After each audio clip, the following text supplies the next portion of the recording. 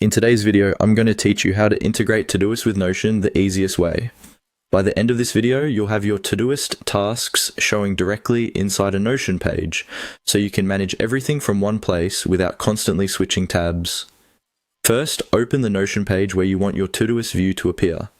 This could be a dashboard, a project page, or even a simple notes page. Click into an empty line where you want the integration to sit.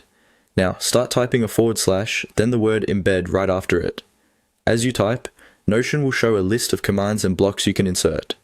You're looking for the option called embed. When it appears in the list, click on it. This tells Notion that you want to embed content from another website or app. Next, we need the link from Todoist that we're going to embed. Open Todoist in your browser and navigate to the exact view you want to see in Notion.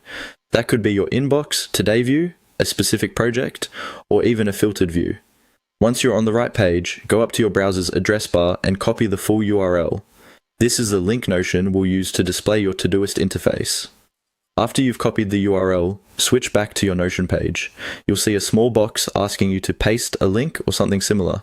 Click into that field and paste the Todoist URL you just copied. Take a quick moment to make sure there are no extra spaces before or after the link, because sometimes that can cause errors. When the link is in place, you'll see a button that says Embed Link. Go ahead and click on that.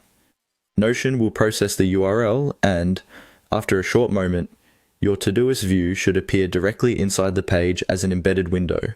You can click and drag the corners of this embed to resize it so it fits nicely with the rest of your layout. From here, you can scroll through your tasks, check items off, and interact with Todoist just like you would in your browser, but without leaving Notion. That's all you need to do to integrate Todoist with Notion using the embed block. It's a quick, straightforward setup that gives you a simple, unified workspace for your notes and tasks.